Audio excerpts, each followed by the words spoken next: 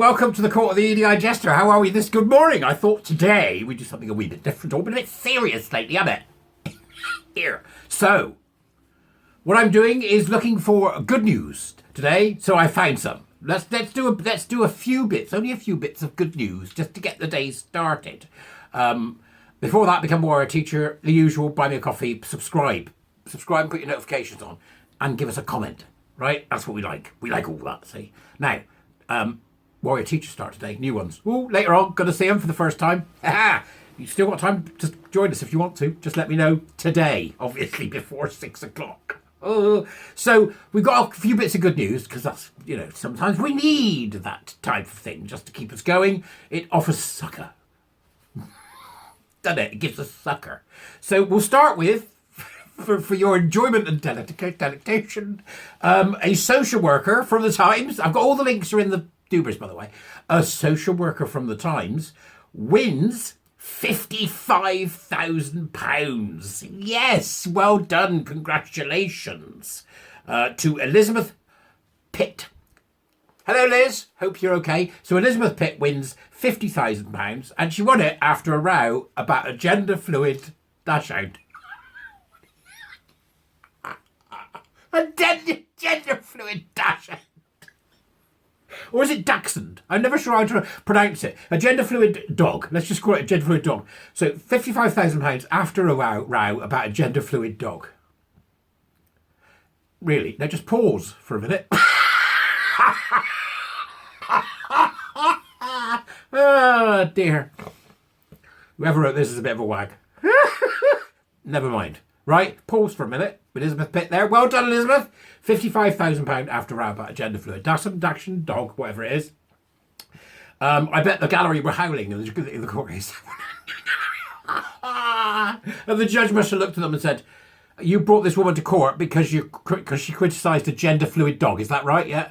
And then said to the sort of the council, "Are you barking?" But it's great news anyway. So the council bosses lost. The local authority bosses must pay a lesbian social worker more than £62,000 after she was disciplined for having nasty opinions about a colleague's gender-fluid dog. This is just priceless. Elizabeth Pitt was reported to managers at Cambridgeshire County Council for making allegedly transphobic remarks during a video meeting with the council's A+ group last year. Brilliant. Well done, Elizabeth. I mean, I know it's a terrible thing to go through because the process is the punishment, but well done, Elizabeth. I hope the 55 grand helps you feel better, which I'm sure it will. Go out and celebrate. Take your dog. Oh, you haven't got one. It's the other bloke that's got a dog, isn't it? It's a gender-fluid dog. On Fridays, it's a cat. They are nuts. So that was the first thing that I came across. I thought that's quite good news, isn't it? Good news. There's a lovely picture in the article of really smiley Elizabeth. It's a glorious picture. Right, now then, it gets better. We've got another piece of good news for us today as well. So, spreading the good news here at the court of the Edijester. After a long campaign, we have here from the Women's Rights Network. After a long campaign about the so-called gender quotas bill in Wales, we are delighted that the Welsh Government have finally now decided to scrap it. Oh, good news. The bill was always unlawful, an unlawful attempt to leave it in self-ID in Wales, a direct threat to the rights of women and girls, and would have inevitably ended up in the Supreme Court. This is so good. The Women's Rights Network and Women's Rights Network Wales have been at the forefront of the campaign against this bill. Well done! Not just to the Women's Rights Network and, but well done to them, fantastic people, but also anybody else that was involved in this scrap against the, frankly, insane Welsh Government. I mean, they were utterly bonkers at this point. They were at the forefront. An early version was leaked exposing the intent to allow men to self-ID without challenge. And Women's Rights Network gave evidence at the Senate this year after submitting our consultation response. We are pleased the new somebody called @Priff Whiny Dog has listened. Her predecessors have not. Our thanks to all the women who stood up for the rights, wrote letters and who attended the Senate hearing. We hope the Welsh Government will now listen to us, to these tenacious women, and engage fully with them in the future. So there you go. And actually the BBC reported that as well. So that's a bit of something there, isn't it? Getting the old Bubba to do anything, isn't it? Hey, Bubba, what's wrong with you? We give you our money and you screw us over. So congratulations to all the women at the Women's Rights Network and everyone involved in that fight against the Welsh government, which was tremendous to see. We then have... Good, isn't it? Eh? It's good, isn't it? It's all good news. We then have the news that Graham Linehan, along with a number of other people that I know, and also some of the great women of Ireland, who was substruck. You may remember this. They went to Belfast to see our Posey, and when they got there, they went to the pub afterwards, and it was awful. There was an altercation. Somebody I know got a slap or hit and got a scar on his face. It was a really quite grim situation. It got very heated in one of the pubs in Northern Ireland. So I'm very pleased to see here that Graham Linehan, subject to discrimination in Belfast pub over gender critical beliefs. But it's not just Graham. It's not just Graham. So women's rights campaigners, including Father Ted writer Graham Linehan, were allegedly subjected to discrimination in a Belfast pub because of their gender critical beliefs, a court heard today. That was yesterday. A court heard today. Counsel for the group claimed they were unlawfully refused service during a hostile and febrile encounter at Robinson's Bar. That's a word we don't use enough, isn't it? Febrile.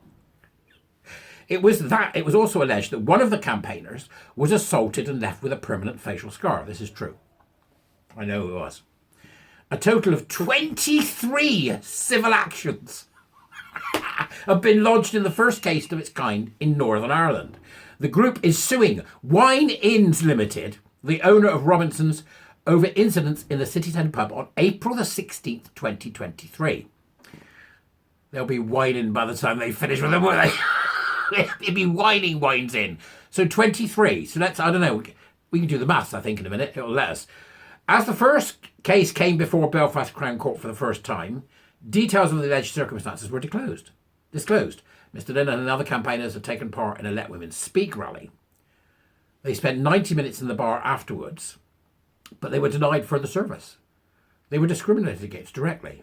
So one of them is asking for 20k. I think the rest of them are asking for 8. That should give Wine Inns Limited something to whine about, shouldn't it? Eh? You'll have something to whine about now, will you? That'll teach you, you bunch of whiners. And then finally, just to sort of, you know, add some more good news as well. This is from Houston. Houston, oh, say, can you see? We're in the Americas, right? Where there's been a lot of kerfuffle about the placement of tampons in the men's toilets because that's pandering to these women who think they're men, right? So these tampons. And we've got from Sarah Fields here that says, update, we won. And Sarah says, I was just informed that due to our social media pressure and Congressman Morgan Luttrell's advocacy for its removal, the Houston VA hospital quietly removed the tampon dispenser from the men's bathrooms. It's the little wins that get us there. One step at a time. We're coming, one step at a time. So there'll be a lot of, you know, gnashing of trans teeth. And a wailing of the non-binaries. Oh! As they realise that the grift will come to an end at some point. We're just not sure when. What we got to do then is deal with the critical race theorists. Yeah, not much to do, is there? Go on, you lot. Have a great day. I'll see you later. I'm off to buy tiles. Bye-bye.